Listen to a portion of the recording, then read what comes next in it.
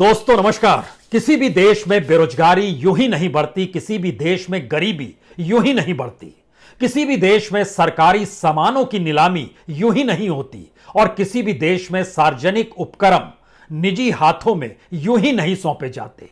हर कोई जानता है कि देश की अर्थव्यवस्था पटरी से उतर जाए, देश को चलाने के लिए इतनी पूंजी सत्ता और सरकार के पास ना हो तो फिर वो क्या करेगी? एक के बाद एक सार्वजनिक उपक्रमों को बेचेगी, निजी हाथों में सौंपेगी, चाहे वो कौड़ियों के मोल ही क्यों ना हो। और शायद यही वजह है कि भारत में बेरोजगारी दर जो लगातार बढ़ रही है, उसमें भी जो बच्चे एजुकेटेड ही नहीं बल्कि हायर एजुकेशन के साथ मौजूद हैं, जो ग्रेजुएट कर चुके हैं। आप कल्पना कर पा रहे हैं कि इस देश में ग्रेजुएट लड़कों की अनएम्प्लॉयमेंट रेट क्या होगी? 42% 2017 में हुआ करती थी, लेकिन 2020 तक आते आते यह 64% तक पहुंच गई है। इस देश के भीतर में गरीबी बढ़ गई है। एनएसओ का डाटा निकल कर आया, लेकिन सरकार ने वो डाटा भी छुपा लिया और 2013-14 में जो पॉवर्टी लाइन 22% को दायरे में लिए हुई थी, वह 2019-20 में 26% तक पहुंच गई। लेकिन सवाल है, डाटा छुपाने से या सार्वजनिक उपक्रमों को बेचकर किसी तरीके से इस देश को चलाने की प्रक्रिया इस देश को आगे नहीं बढ़ा सकती है।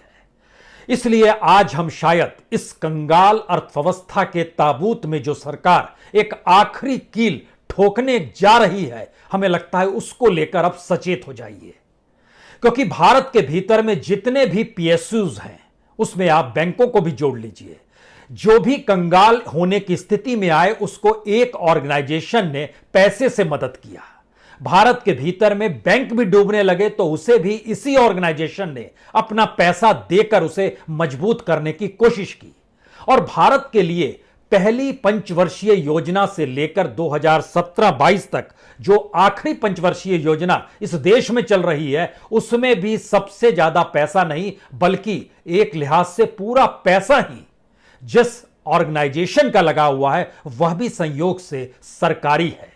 और 1956 में इस देश में बीमा क्षेत्र को लेकर जब नेशनलाइजेशन का जिक्र हुआ था, उस वक्त नेहरू ने कहा था पार्लियामेंट के भीतर में, हम इसलिए इसका राष्ट्रीयकरण कर रहे हैं कि लोगों का पैसा जो बीमा क्षेत्र में लगेगा उसको कम से कम लूटने की प्रक्रिया ना हो, क्योंकि अभी तक जितने भी प्राइवेट सेक्टर्स थे वह बीमा के नाम पर लोगों को लूट रहे थे।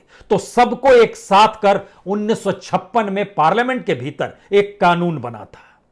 लेकिन कल्पना और परिस्थितियों को देखिए, 65 बरस के बाद उसी संसद को इंतजार हो चला है कि अब एक कानून पास करेंगे जिसमें इस बीमा क्षेत्र को निजी हाथों में सौंपने की तैयारी होगी। इसको टेक्निकल वर्ड में आईपीओ कहते हैं। लेकिन आईपीओ एलआईसी का, एलआईसी भारत में एक ऐसी संस्था है जो दुनिया की किसी भी संस्था की तुलना में सबसे बड़ी है। एक ऐसी संस्था है जिसमें किसी भी देश के नागरिकों की संख्या उस ऑर्गेनाइजेशन से जो जुड़ी हो वह सबसे ज्यादा है। जितनी बड़ी पूंजी उस ऑर्गेनाइजेशन यानी एलआईसी में लगी है, उतनी दुनिया के किसी भी ऑर्गेनाइजेशन में जनता का पैसा नहीं लगा है। लेकिन 100% हिस्सेदारी बीते 65 बरस से इस देश की सरकार के पास रही और इस एलआईसी ने खूब पैसा कमाया, खूब पैसा बनाया। देश भर के हर कमोवेश हर राज्य में, और हर राज्य के हेडक्वार्टर्स यानी कैपिटल में ही नहीं बल्कि तमाम जगहों पर उसके अपने दफ्तर हैं। इतनी बड़ी तादाद में उसमें कर्मचारी काम करते हैं जो लाखों की तादाद में है। इतना बड़ा स्टाफ, इतने सारे ऑफिस और इस देश के 24 करोड़ लोग अपनी पॉलिसीज के साथ एलआईसी से जुड़े हैं। यानी कल तक, यानी अभी तक भी जो दूसरों को खरीद लेता था, अब उसी को अगर बेचने की तैयारी हो रही है, तो क्या यह भारत की कंगाल होती अर्थव्यवस्था के ताबूत में कहीं आखिरी कील तो साबित नहीं होने जा रही है? आज इस बात का जिक्र इसलिए जरूरी है क्योंकि पहले एक स्थिति देख लीजिए, सिर्फ 5 करोड़ भारत सरकार ने 1956 में दिए थे और एलआईसी उसके बाद लाइफ इंश्योरेंस कंपनी बनी थी। लेकिन उसके बाद से पहली योजना में ही 1956 से 61 के बीच में 18,400 करोड़ रुपए इस देश के लोगों ने एलआईसी में लगाए और एलआईसी ने वो पैसा भारत सरकार को दिया और भारत सरकार ने उसको अपनी पहली पंचवर्षीय योजना में लगाया। इस रफ्तार को जब आप समझना शुरू करेंगे तो 1997 से 2002 तक के बीच आते आते 1 लाख से पार हो गया 1,70,000 करोड़ रुपया। यह एलआईसी का पैसा भारत के इंफ्रास्ट्रक्चर में लगा और वो एलआईसी में पैसा जो आ रहा था वो अलग अलग लोग जो पॉलिसीज लेते थे उन्हीं का पैसा था। क्योंकि जब आप 100% हिस्सेदारी सरकार की होती है तो गारंटी सरकार लेती है, लेकिन जब निजी हाथों में वो चीजें जाएंगी तो फिर गारंटी सरकार की नहीं होगी और प्राइवेट सेक्टर की होगी। और इस देश के भीतर नहीं बल्कि दुनिया भर में प्राइवेट सेक्टर का पहला मंत्र है खुद मुनाफा कमाना, जनता को मुनाफा देना नहीं। तो बीमा का प्रीमियम और बीमा को लेकर जो पैसा दिया जाता है वह आने वाले वक्त में क्या होगा यह तो दूर की गोटी है। लेकिन जिस देश में 24 करोड़ लोग एलआईसी से जुड़े हों और आखिरी पंचवर्षीय योजना 2017 से 2022 तक में जो पैसा लगा हुआ है वो 28,01,483 करोड़ है। सरकार को तय करना है, सरकार के मातहत यह संस्था चलती है, जनता इसमें पैसा देती है, उसके जरिए उसको जो भी बोनस मिलता है और जो भी मिलता है, क्योंकि बीमा क्षेत्र का मतलब ज्यादातर यही होता है कि मौत के बाद आपको बहुत सुविधाएं और पैसे के जरिए जो भी है आपको मिल जाएगा, लेकिन मौत नगण्य के बराबर है, वो दशमलव में आएगी और बाकी जो पैसा मिलता है इससे एलआईसी फैलती फूलती चली गई। देश के कितने बड़े हिस्सों में वो काम कर रही है, कितनी बड़ी तादाद में वहां पर काम करने वाले लोग हैं, या इससे समझ लीजिए कि 1,40,000 कर्मचारी हैं। इससे समझ लीजिए कि उसमें जो एजेंट काम करते हैं उनकी तादाद भी तकरीबन 12 लाख के करीब है। इस देश के भीतर में उसके 2000 से ज्यादा ब्रांचेस हैं, 8 जोनल ऑफिस जो पूरे उसके एसेट हैं और सारी चीजें हैं, ये 36 लाख करोड़ की है। उसका 25% हिस्सा आईपीओ में आएगा। आईपीओ का मतलब होता है वो शेयर बाजार में चला जाएगा। शेयर बाजार का मतलब यह होता है कि शुरुआत में उसको बड़ी तादाद में लोग खरीदेंगे, लेकिन उसके अगले बरस उसकी कीमत जब बढ़ेगी तो जो बड़ी कीमत देगा और जो कम कीमत में वो शेयर्स होंगे वह उसको बेचेगा और मुनाफा पालेगा। लेकिन ये बड़ी कीमत कौन खरीदेगा? जाहिर है पैसा किसके पास होगा?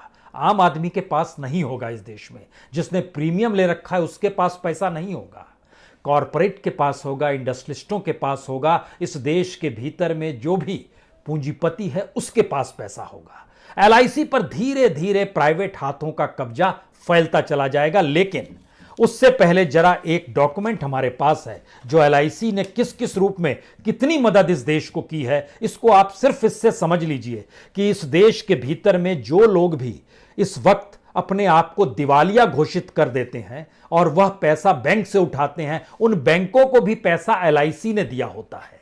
जैसे पंजाब नेशनल बैंक, उसका जो घपला घोटाला नीरव मोदी और मेहुल चौकसी के जरिए हुआ, उससे एक बड़ा नुकसान एलआईसी का हुआ। एलआईसी ने पीएनबी को भी लगभग 1400 करोड़ रुपए उसके भी डूब गए। इतना ही नहीं, कुछ और bank, union bank, Allahabad bank, इन सारे बैंकों को उसने अपने तौर पर पैसा दिया हुआ है। आईडीबीआई बैंक जब कंगाल होने की स्थिति में आया तो किसने खरीदा? 13,000 करोड़ के लगभग एलआईसी ने ही लगाया और 91% 51% की हिस्सेदारी आज की तारीख में एलआईसी की है। एलआईसी हर चीज को उबारता रहा है, लेकिन इसी दौर में ऐसा क्या होता है, मोदी काल में ही ऐसा क्यों होता है कि एलआईसी का एनपीए भी 100% बढ़ जाता है।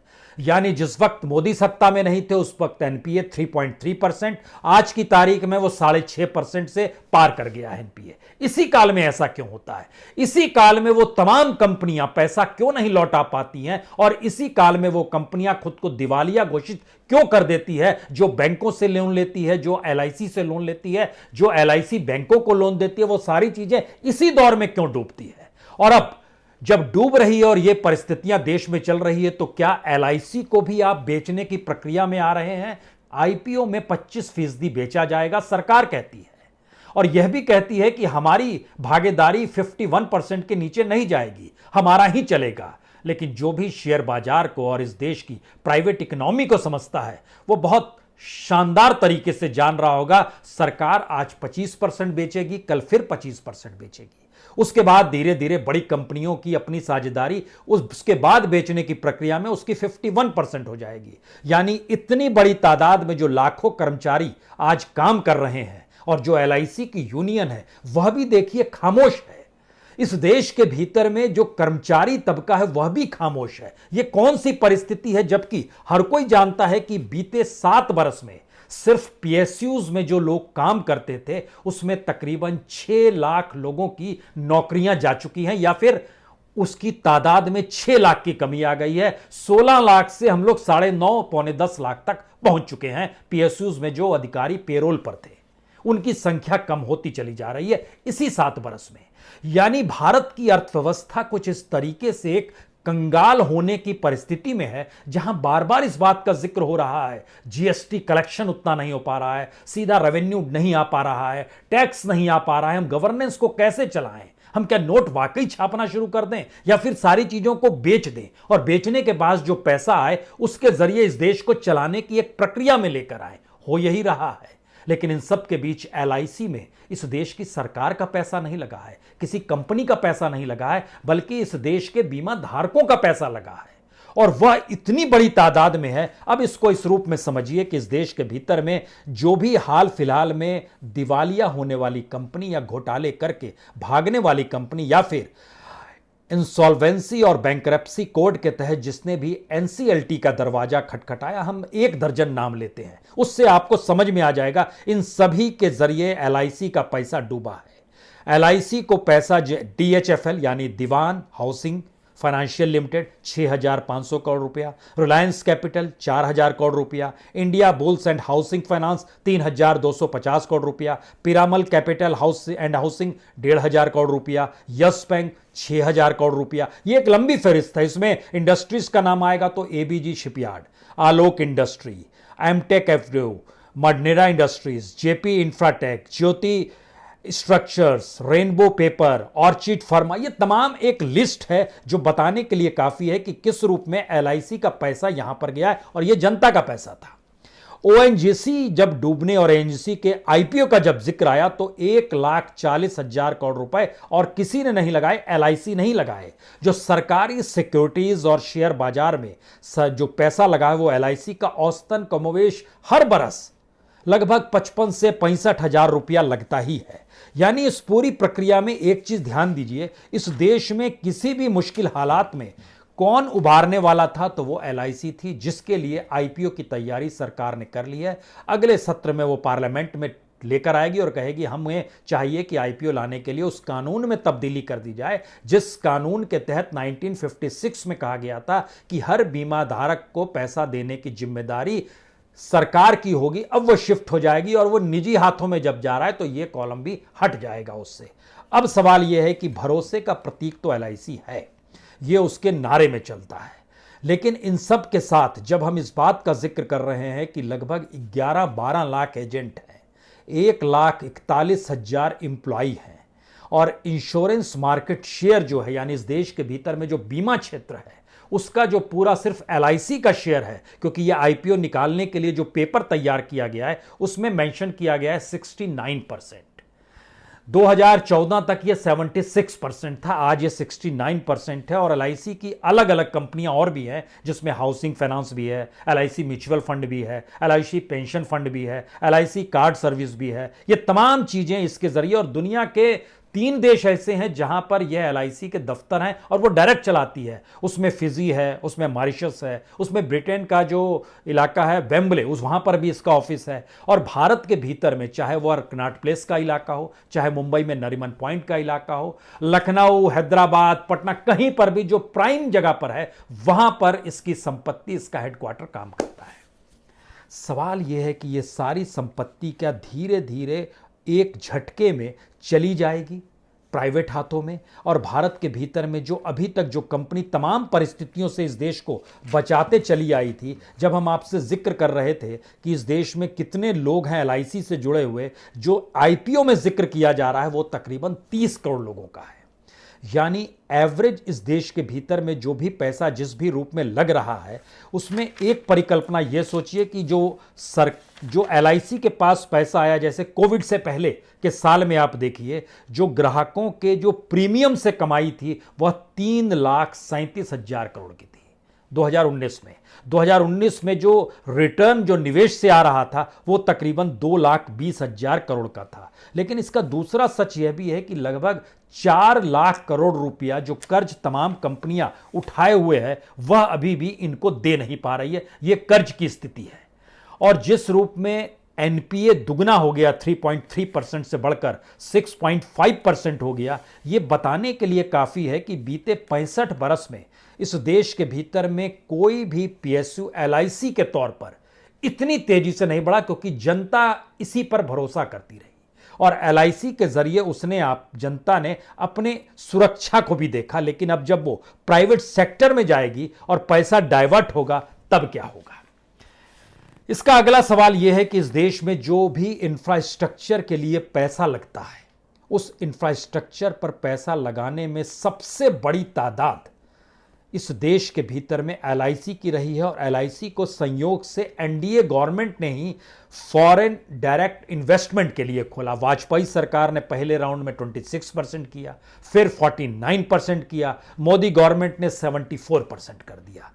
और इन सब के बीच जो आईपीओ लाने की तैयारी हो रही है, और जिस आईपीओ को लेकर यह कहा जा रहा है कि हम तकरीबन 1 लाख करोड़ रुपया इससे हमको मिल जाएगा। लेकिन आप कल्पना कर रहे हैं कि 1 लाख करोड़ रुपया सरकार को आईपीओ के जरिए जो कमाने का जो टारगेट रखा गया है, इसके अलावे भी डिसइन्वेस्टमेंट का एक बड़ा टारगेट रखा गया है। और बीते दिनों जो निजीकरण को लेकर 6 लाख करोड़ का जो टारगेट बताया गया है, आखिर कोई भी कंपनी इस दौर में क्यों डिसइन्वेस्टमेंट जो सरकार ऐलान कर रही है वो नहीं खरीद पा रही है? और किसी ने नहीं खरीदा। जिस डिसइन्वेस्टमेंट के तहत इस बार सरकार के बजट में 1,75,000 करोड़ का जो टारगेट है, जानकर हैरत होगा कि अभी डिसइन्वेस्टमेंट की रकम जो है वो 10,000 करोड़ भी पार नहीं कर पाई है। लेकिन इसके आईपीओ से सरकार को तकरीबन 1 लाख करोड़ की कमाई होगी, इससे कोई इनकार नहीं कर सकता है। क्योंकि यह दुनिया के सबसे रईस ऑर्गेनाइजेशंस में है, जिसमें सबसे ज्यादा भागीदारी है, जिसका मार्केट शेयर 70% तक है, जो देश के इंफ्रास्ट्रक्चर को डेवलप करने में लाखों रुपया लगातार लगाए हुए हैं। और उस सफर पर अगर आप चलना चाहें जो हमने जिक्र किया था 1956 से 61 के बीच में 18,400 करोड़ रुपया, और जब इस सफर को आगे बढ़ाइएगा तो 1980 में यह बढ़कर हो जाता है 7,000। उस समय कुछ कम हुआ था क्योंकि भारत की इकोनॉमी डामाडोल थी, लेकिन इसमें रफ्तार सही मायने में आती है 1997 के बाद से। और उस रफ्तार की स्थिति यह हो गई कि 2012-17 में जो खास तौर से पंचवर्षीय योजना थी, उसमें 14,23,000 करोड़ रुपए एलआईसी का पैसा भारत के इंफ्रास्ट्रक्चर को डेवलप करने में लगा, इस देश को बनाने में लगा। यानी जनता का पैसा ही सरकार पीएसयूज के जरिए कैसे इस देश को डेवलप करती है, यही तरीका ही रहा है। दूसरा कोई मॉडल कहीं पर काम करता नहीं है। लेकिन जब आप जनता के पैसे को, चाहे वो बैंक के जरिए हो, चाहे वो एलआईसीज के जरिए हो, अगर इन पैसे को आप प्राइवेट हाथों में उनको ताकत दे देते हो तो वह अपने मुनाफे को कहीं तेजी से आगे बढ़ाएंगे, आपके पास एक मुश्त पैसा आ जाएगा। यहीं से असल सवाल शुरू होता है, क्या वाकई भारत की स्थिति ऐसी हो गई है जहां पर पहली बार भारत उस कंपनी को भी बेचने को तैयार है जो उस कंपनी की हैसियत तमाम कंपनियों को खरीदने की है? क्योंकि ध्यान दीजिए, बीपीसीएल जो डिविडेंड सबसे ज्यादा जिसने इस बरस दिया, तकरीबन 8,600 करोड़ रुपया, उसको खरीदने के लिए भी अभी जो कमाई सरकार सोच रही है वो 45 से 50,000 करोड़ के बीच में सोच रही है कि वह पावर दे दिया जाए। उसके लिए अलग अलग बिड हुई है, लेकिन अभी भी किसी ने लिया नहीं है। तरीका सरकार के पास दूसरा बच नहीं पा रहा है, क्योंकि इस देश के भीतर में कोई भी कुछ भी अगर लेगा तो उसको उसके लिए मेहनत भी करनी होगी और इस देश को आगे बढ़ना भी होगा। लेकिन देश के जेब में तो पैसा ही नहीं है। जो कंज्यूमर क्लास था उसके पास पैसा नहीं है। मिडिल क्लास टैक्स के तले दबा जा रहा है। अब अपर क्लास जो है वो समझ रहा है कि उसकी इंडस्ट्री में काम नहीं है, प्रोडक्शन बंद है, मैन्युफैक्चरिंग सेक्टर बंद है। एक के बाद एक मैन्युफैक्चरिंग की स्थिति को भी अगर देखना शुरू कीजिए, कल ही तो ऐलान हुआ है कि फोर्ड अपने मैन्युफैक्चरिंग को बंद कर रहा है। इससे पहले जनरल मोटर्स ने बंद किया था, हार्ले डेविडसन जा चुका है।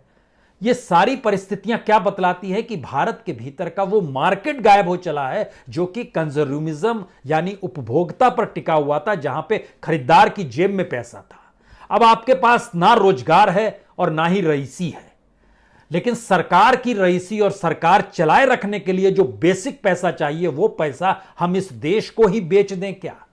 क्योंकि एलआईसी का बिकना और एलआईसी के आईपीओ में तब्दील होकर धीरे धीरे शेयर मार्केट के जरिए वो शेयर्स ट्रांसफर होना पैसे वालों के पास, ये एक प्रक्रिया है बहुत धीरे धीरे की, जिसमें वह कॉरपोरेट के हाथों में एलआईसी भी चली जाएगी। लेकिन यह भी समझिए कि वो तमाम कॉरपोरेट्स एलआईसी के प्राइवेट सेक्टर में अपनी हिस्सेदारी लगातार कर रहे हैं, क्योंकि जब एफडीआई लेकर आए अटल बिहारी वाजपेयी, उसके बाद से इस देश में 16 कंपनियां आई जो बीमा क्षेत्र से जुड़ी थी। आज की तारीख में बीमा क्षेत्र से जुड़ी हुई प्राइवेट कंपनियां जिसका कहीं कोई भागीदारी है, वो ऐसी संख्या उसकी लगभग 50 है। लेकिन उसके बावजूद भी उनका सबका शेयर मिलाकर भी 30% से ऊपर नहीं जा चुका है। एलआईसी अपने आप में 70% शेयर के साथ मार्केट को घेरे हुए है। तो जो प्राइवेट सेक्टर पे लोगों का भरोसा नहीं है, उसी प्राइवेट सेक्टर के हाथों में यह सरकारी परिस्थिति भी अगर आप सौंप रहे हैं, और उस बड़ी पूंजी के साथ जो देश के अलग अलग हिस्सों में जिसकी एक पहचान और पकड़ है, अगर वह आईपीओ के जरिए, यह बहुत साफ है कि आईपीओ के बाद सरकार कह रही है कि हम पॉलिसी धारकों को सोवरेन गारंटी देंगे। लेकिन सवाल है कि फर्स्ट आईपीओ आएगा, कुछ दिन बाद देश की नब्ज टटोली जाएगी, फिर सेकंड आईपीओ भी आएगा, तब तक इस आईपीओ की कीमत शिफ्ट हो चुकी होगी शेयर मार्केट के हिसाब से, और धीरे धीरे कॉरपोरेट का ये खेल जो शुरू होगा, इसको आप इसलिए भी समझिए क्योंकि इसमें हर उस कॉरपोरेट, बड़े कॉरपोरेट की रुचि है जहां पर एकमुश्त कंज्यूमर उसको मिल रहा हो, और एलआईसी का कंज्यूमर एकमुश्त मिल रहा है।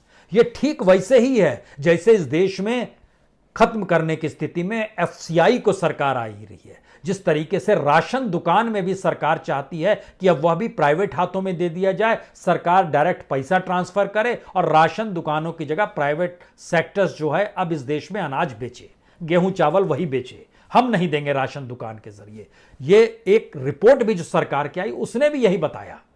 इसके मतलब बहुत साफ हैं कि इस देश के भीतर की जो कंगाल परिस्थितियां हैं उसको किस रूप में सुदृढ़ किया जाए, इस इकोनॉमी को डेवलप कर पाने की स्थिति में मौजूदा सरकार नहीं आ पा रही है, या सरकार उस मुहाने पर जाकर खड़ी हो गई है। अगर वो डेवलप करने की सोचेगी तो शायद उसको अपने तौर तरीकों को बदलना होगा गवर्नेंस के, और अगर नहीं सोचेगी तो इसको चलाए रखना होगा किसी भी तरीके से। अगर उसके जहन में है कि 2024 तक सरकार हमारी है तो 2024 तक इस देश को कंगाल बनाए, अगर उसे लगता है नहीं हो 2024 में भी जीत जाएंगे, एक भ्रम की स्थिति इस देश में बनी हुई है, तो 2029 तक यह देश कंगाल होगा। लेकिन सवाल है कि यह देश तो रहेगा ना, यहां के लोग भी रहेंगे। यानी राजनीतिक सत्ता आने वाले 2 साल में, 3 साल में, 5 साल में, 10 साल में कभी भी जाएगी, तो लेकिन जो भी देश चलाने आएगा उसके सामने तो यही देश होगा, और इस देश की अर्थव्यवस्था के ढांचा भी उसके सामने यही होगा। शायद इस परिकल्पना को समझिए कि जब भारत को आजादी मिली उसके बाद भारत की अर्थव्यवस्था बड़ी डामाडोल थी, उसको कैसे धीरे धीरे डेवलप किया जाए उसको लेकर पॉलिसी बनी, और प्लानिंग कमीशन ने इसी पर काम करना शुरू किया था। लेकिन आज की तारीख में उस सफर पर गुजरते गुजरते जब हम 75 साल आजादी के बाद आए हैं तो हमारे सामने कोई विजन काम नहीं कर रहा है कि इस देश को मजबूत कैसे किया जाए।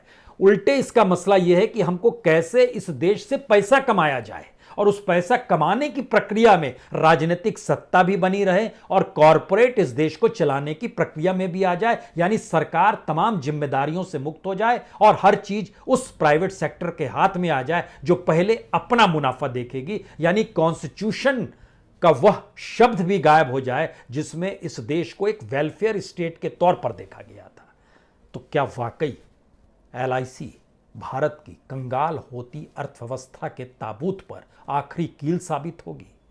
स्थिति वही बन रही है। सचेत हो जाइए। बहुत बहुत शुक्रिया, बहुत बहुत शुक्रिया।